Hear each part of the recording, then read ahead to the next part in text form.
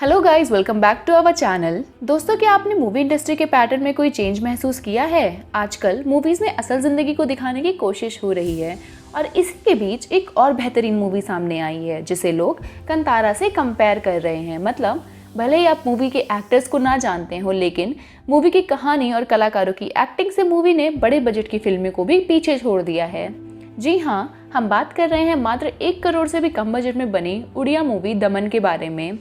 उससे पहले अगर आपने हमारे चैनल को सब्सक्राइब नहीं किया है तो जल्दी करिए ऐसे ही मूवी समरी और अपडेट्स के लिए।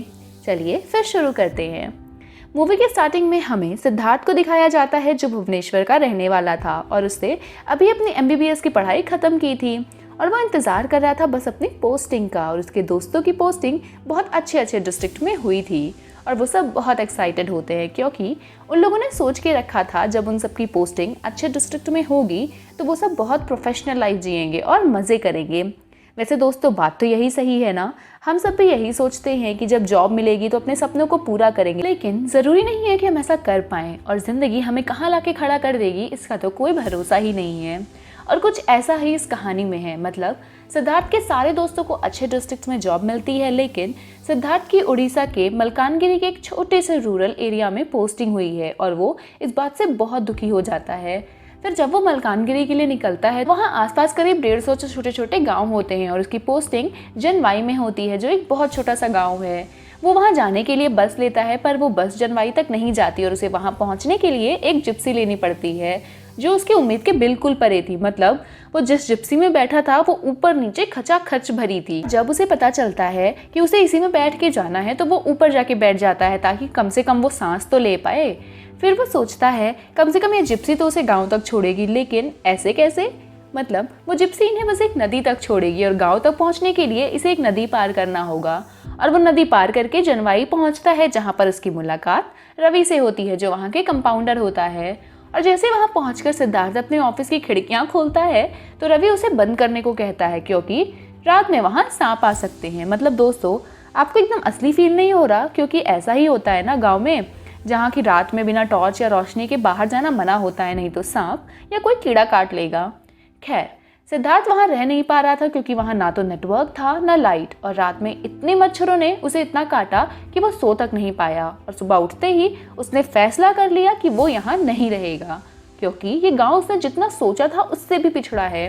और वो जाने वाला होता है तो रवि बताता है कि नाव खराब है और जब नाव सही होती है तब सिद्धार्थ जाने लगता है। लेकिन इधर हॉस्पिटल में एक आदमी अपनी बच्ची को लेके आता है जो बेहोश हो गई थी और उसे बहुत तेज बुखार था। तो रवि जाता है सिद्धार्थ को बुलाने और जब सिद्धार्थ को पता चलता है तो वो इंसानियत के नाते वापस आ जाता है और देखता है तो उस बच्ची को बहुत तेज बुखार था और वहाँ की नर्स उसे बताती है कि शायद उसे मलेरिया हुआ है और जांच करने में पता चलता है कि उसे सच में मलेरिया ही है। तो सिद्धार्थ उस बच्ची का इलाज करता है और उस बच्ची को होश आता है।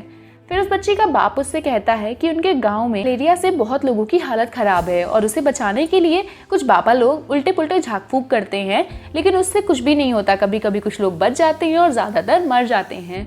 तो सिद्धार्थ सोचता है कि वो कुछ दिन यहाँ रुक के लोगों को जागरूक करके उनकी बीमारी दूर करने की कोशिश करेगा।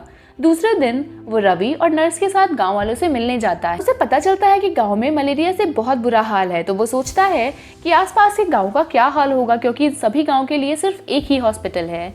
तो वो इस सिलसिले में एक अधिकारी के पास जाता है, लेकिन अधिकारी उसे कहता है कि उसे इन सब मसलों में नहीं पड़ना चाहिए क्योंकि ये एक नक्सली एरिया है और सरकारी लोगों को यहाँ के मसलों में नहीं पड़ना चाहिए, नहीं तो नक्सली वाले इन सबको मार डालेंगे। लेकिन फिर भी सिद्धार्थ रवि के साथ अपने मिशन पे निकलता है और अलग अलग गांव में जाके लोगों को ठीक करता है। लेकिन वो देखता है कि गांव में लोगों के अंदर बहुत अंधविश्वास है और वो सभी चीज़ों के लिए बस लोकल बाबा के पास चले जाते हैं। हद तो तब हो गई जब एक बार एक लड़की वहाँ आती है जिसे सांप ने काटा था और वो बाबा कहते हैं कि इसे 150 बार स्नान कराओ और ये ठीक हो जाएगी। लेकिन सिद्धार्थ ये सब देखकर गुस्से में वहाँ से चला जाता है और फिर रवि उसे आके बताता है कि वो बच्ची मर गई और उसे बहुत बुरा लगता है क्योंकि वो उसे बचा सकता था। फिर सिद्धार्थ अपने मिशन को और पक्का कर लेता है और सबको बचाने का सोचता है और लोगों के बीच जाके उन्हें जागरूक करता है और लोग भी उसकी बात मानने लगे थे। फिर एक दिन वही होता है जो उस अधिकारी ने कहा था। मतलब नक्सली वहां आ जाते हैं और वो सिद्धार्थ पे सीधा बंदूक लगा देते हैं और वो सब बहुत डर जाते हैं। तो नक्सली गांव वालों से कहते हैं कि आज के बाद कोई इन दोनों से ना मिले और ना ही अपने घर से बाहर निकले, नहीं तो सबको मार डालेंगे। अब वो नक्सली इसलिए सिद्धार्थ को रोक रहे थे क्योंकि अगर वो ऐसे काम करता रहा तो ये गांव थोड़ा एक्टिव हो जाएगा और पुलिस भी यहाँ आ सकती है, जो नक्सलियों के लिए ठीक नहीं। तो वो सिद्धार्थ को धमका के वहाँ से चला जाता है। फिर सिद्धार्थ और रवि वहाँ से जाने का फैसला करते हैं, लेकिन तभी उन्हें एक औरत के बारे में पता चलता है जो कि प्रेग्नेंट थी और उसे लेबर पेन हो रहा था। उसकी मदद कोई नहीं करेगा क्योंकि नक्सलियों ने उन्हें बाहर निकलने से मना किया है। तो सिद्धार्थ और रवि उसे एक कपड़े और लकड़ी में बांधकर हॉस्पिटल ले जाते हैं और इन्हें बहुत लंबा सफ़र तय करना होता है। इतना देर चलने के बाद जब ये नदी के पास पहुंचते हैं तो वहाँ नाव ही नहीं होती क्योंकि वो नक्सली नाव लेके चले गए थे, जिसकी वजह से सिद्धार्थ आग बबूला हो जाता है क्योंकि उसे लगता है अगर वो हॉस्पिटल नहीं पहुंचे तो वो औरत मर सकती है। लेकिन कुछ जुगाड़ करके वो लोग नदी पार कर लेते हैं, पर तब तक उस औरत की हालत बहुत खराब हो जाती है। इसलिए सिद्धार्थ रवि और नर्स के साथ जनवरी में ही उसकी डिलीवरी करने का सोचता है और बहुत मुश्किलों के बाद आखिरकार वो लोग उस औरत की डिलीवरी कर लेते हैं, जो कि सक्सेसफुल होती है और उसे बचा लेते हैं।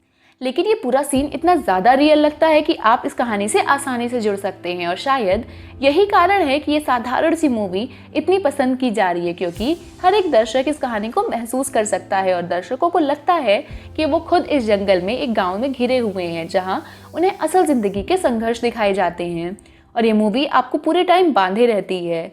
तो मेरा ओपिनियन है दोस्तों कि इस मूवी को हिंदी में भी डब करके पैन इंडिया रिलीज करना चाहिए क्योंकि ये एक मास्टरपीस है। खैर, इसी एंडिंग के साथ ही मूवी यहीं पर खत्म हो जाती है। दोस्तों, आपको क्या लगता है कि क्या आप इस कहानी से जुड़ पाए हैं? क्या इस कहानी ने आपको कोई ऐसी यादें ताज़ा की हैं जो आपने अपने जीवन में कभी भी अनुभव की हैं? अगर हाँ, तो हमें कमेंट करके बताइए और ऐसे ही बेहतरीन और लेटेस्ट मूवीज़ की अपडेट्स और समरी के लिए हमारे साथ बने रहिए।